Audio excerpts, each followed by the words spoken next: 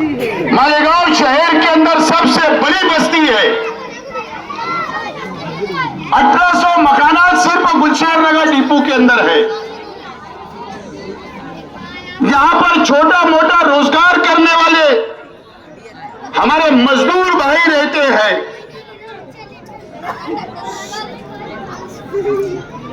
ये कॉर्पोरेशन का election road gutter का किसी के लिए हो सकता है, लेकिन गलियों में बैठी हुई मेरी मां और बहनें, घरों में बैठी मेरी मां और बहनें, मेरे सामने बैठे हुए तमाम ही नौजवान साथी बुजुर्ग हजरात, ये बात आप अच्छी तरीके से जान लें। असेंबली का इलेक्शन आपको याद होगा।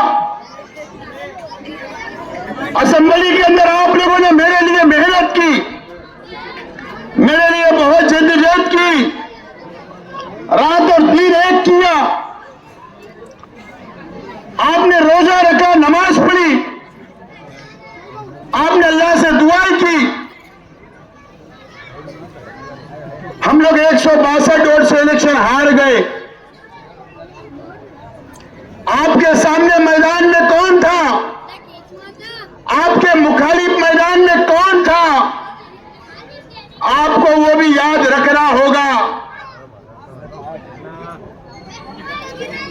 इलेक्शन खत्म हो गया, हम लोगों आपके बीच में रहे। माइनॉरिटी डिफेंस कमेटी हमने बनाई, समाजवादी पार्टी और हम लोगों ने मिलकर मालेगांव शहर की आवाम की मदद की। 3400 दाखले, जन्म दाखले आपके बच्चों के, हमारी बहनों के, हमारी माओ के, यहां के बुजुर्गों के रद्द कर दिए गए। यह बीजेपी के लोगों ने, किरण सुमैया ने हमारे शहर पर इल्जाम लगाया कि यहां पर बांग्लादेश के लोग रहते हैं, यहां पर रोहिंग्या बांग्लादेशी रहते हैं।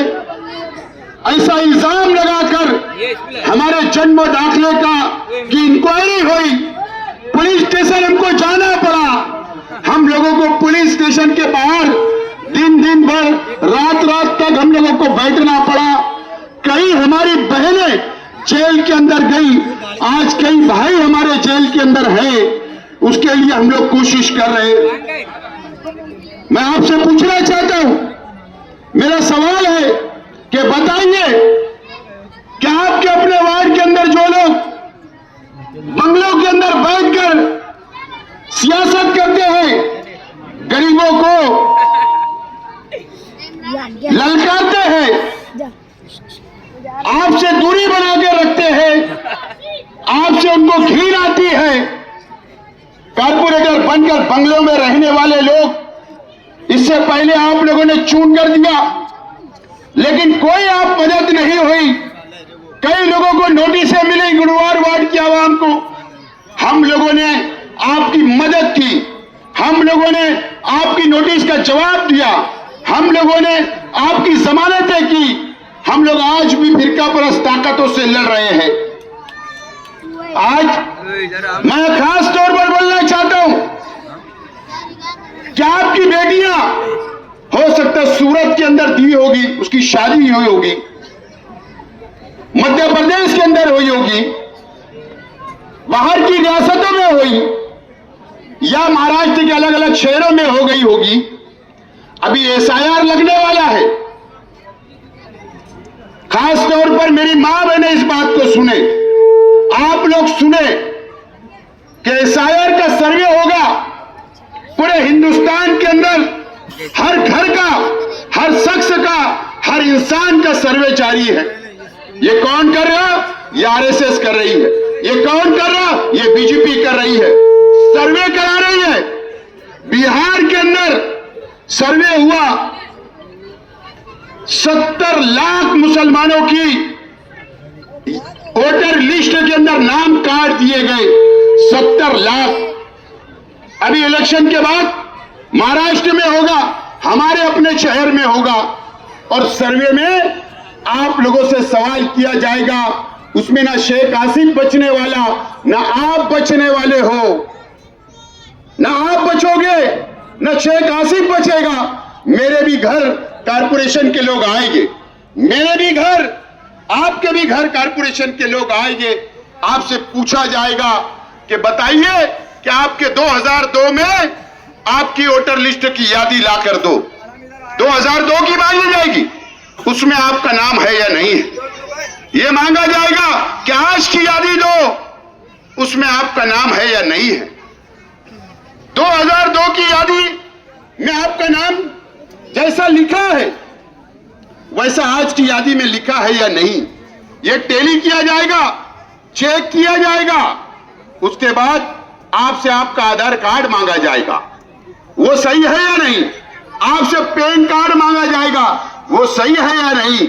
आपसे बैंक का पासबुक मांगा जाएगा, आपसे राशन कार्ड मांगा जाएगा, आपके बच्चों के और आपके जन्म दाखिले और स्कूल के सर्टिफिकेट मांगे जाने वाले हैं।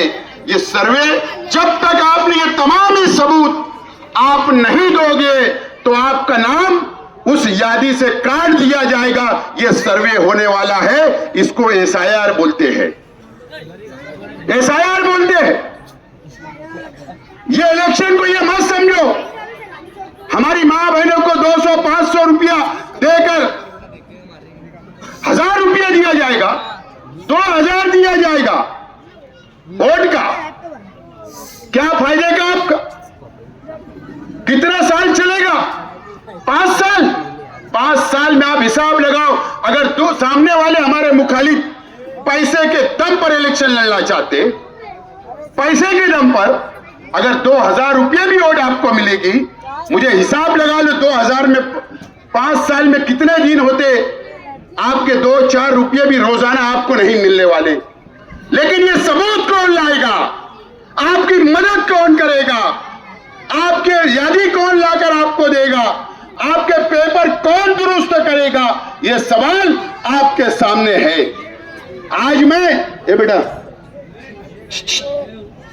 खामोश बैठो, मैं आज आपसे वादा करने के लिए आया हूं, ये 4 उम्मीदवार को चुनकर देने के लिए अपील करने के लिए आया हूं। क्या आप ये चारों लोग को चुनकर दो, हमारे पैनल को चुनकर दो। रिक्शा निशानी पे वोट देकर आपको वोट देना है, रिक्शा निशानी इंशाअल्लाह कल मिलेगी। मैं वादा करता हूं मेरी मां बहनों से, मेरे इस बस्ती के लोगों से, इस गुरुवार वार्ड की आवाम से मैं वादा करने के लिए आज यहां पर आपके बीच में आया हूं कि आपका एसआईआर का जब सर्वे होगा तो ये 4 लोग, मैं, समाजवादी के लोग, हमारे तमाम ही वर्कर आपकी गलियों के अंदर टेबल लगाकर आपके पेपर दुरुस्त करके देंगे। आपका मुकम्मल सर्वे कराया जाएगा, मैं वादा करता हूं आप लोगों से। ये सर्वे कौन करेगा? ये सर्वे कारपोरेशन के टीचर करेंगे, इसलिए हमको कारपोरेशन का इख्तियार चाहिए। ये सर्वे कौन करेगा? घर पट्टी के क्लर्क करने वाले हैं, इसलिए हमको कारपोरेशन का इख्तियार चाहिए। कारपोरेशन के कर्मचारी ये सर्वे करेंगे, गवर्नमेंट के लोग सर्वे करेंगे। और अगर इख्तियार, ये लोग फिरका परस्त ताकतों से मिले हुए लोग हैं, ये मिलकर कारपोरेशन पर मेयर बनाना चाहते, और अगर उनकी इख्तियार आ गया तो आपका सर्वे नहीं हो सकता, आपको कोई ध्यान देने वाला नहीं होगा, फिर आप दर दर भटकोगे। जब एनआरसी की बात आई, ये सर्वे होगा, सर्वे की यादी आएगी, फिर एनआरसी का काला कानून लागू कर दिया जाएगा। आपको याद होगा जब एनआरसी लगी, हम लोग लाखों लोग रोड पर आए, मां बहनें रोड पर निकली। वही बीजेपी चाहती है कि मुसलमानों का नाम काटकर इनको देश से बाहर भेज दिया जाए। इसके लिए एसआईआर का ये सर्वे हो रहा है। हम मदद करेंगे, हम लड़ेंगे फिरका परस्तों से, हम लड़ेंगे भगवा पार्टियों से। मैं आपसे वादा कर के लिए आया हूं कि आपका सर्वे कारपोरेशन में हमारा इख्तियार होगा तो आपके घर पर आकर सर्वे कराने की जिम्मेदारी हम लेते हैं, हम लेंगे। मुझे पता है इसी जगह पर असेंबली के इलेक्शन के वक्त दूरबीन लगाई गई थी कि 7-12 दिया जाएगा, क्या दूरबीन से सर्वे होगा, आपको 7-12 दिया जाएगा, हाई परचेस की बात की जाएगी। क्या हुआ? 1 साल गुजर गया तो हुआ क्या आपको 7-12 मिला? मुझे याद है कि यही गुलशेर नगर डिपो है, यही के 1800 मकानात है। आप कारपोरेशन की जमीन पर बैठे हो, कारपोरेशन का 7-12 पे नाम है। जब आपका नाम वो यादी में आया था कि आपकी बस्ती को उजाड़ कर कॉलोनी के अंदर भेजने की बात हो रही थी, तो हमने ऑब्जेक्शन लिया, हमने नाम कटवाया और उसके बाद ठहराव पास किया और आप लोगों को पास हम लोगों ने बना के दिया कि आप लोग यहीं रह सकते हैं और यहां से आपको कोई उखाड़ नहीं सकता। आज फिरका परस्त ताकत है। आप लोगों ने देखा लब्बाइक होटल के पास हाईवे पर 78-3 सर्वे नंबर, वहां पर बुलडोजर लगाकर बस्ती को उजाड़ दिया गया। आपको याद है कि 110 सर्वे नंबर पीछे है। कितनी लड़ाई हमने लड़ी बताइए, सुप्रीम कोर्ट तक हमने लड़ाई लड़ी। ये तो आपके कारपोरेटर ने उसके अंदर तोड़ी की, लाखों रुपया। अगर फिरका परस्त होकर आ जाएगा तो बुलडोजर लगाया जाएगा। जो यूपी के अंदर बुलडोजर की सियासत मालेगांव के अंदर होगी, किला झोपड़पट्टी में बुलडोजर लगा था, हमने रुकवाया हाई कोर्ट से। ये कौन आपकी मदद करेगा मुझे बताओ। मैं आज यहां पर हमारे एमएलए साहब के मानने वाले हो गए, मुफ्ती इस्माइल साहब के मानने वाले हो गए वोटर। मुझे पता है ये इलेक्शन असेंबली का नहीं है, ये इलेक्शन कारपोरेशन का है, ये शहर को बचाने का है। मैंने इससे पहले हजार खोली के जलसे से कहा था, हजार खोली के जलसे से कहा था, यही बंगले वालों ने, यही इस्लामाबाद के पानी की टाकी वालों ने मुफ्ती मोहम्मद इस्माइल कासमी साहब के बच्चे को बंदूक लगाकर उठा लिया था, इसलिए कि पैसा दो पैसा। कितना किया था? जाकर आप मुफ्ती इस्माइल साहब से पूछो, जहां से उनके फर्जंदी से पूछो, उनके लड़के से पूछो। ये ना मुफ्ती इस्माइल के हैं ना आपके हैं, उनको कोई लेना देना नहीं, बल्कि सिर्फ उनको चून कर आना है, ठेकेदारी करना है, अपना घर भरने का काम करना है। यही उनके इसके लिए इलेक्शन लड़ रहे। लेकिन आपको पता है कि मेरे वालिद शेख रशीद साहब हमेशा टीपू के लोगों से मोहब्बत किया करते थे। मुझे याद है यहां पे पानी की पाइपलाइन नहीं थी, यहां गटरें नहीं थी, यहां रोड नहीं था, यहां रास्ते नहीं थे। शेख रशीद साहब ने मेरे फंड से दिलवाया। आपने बहुत मोहब्बत की मुझसे की, लेकिन मैं इलेक्शन हार गया, मैं हार गया, मैंने बर्दाश्त कर लिया। लेकिन आप ये चारों को मत हराइए, मैं गुजारिश करता हूं, मत हराइए।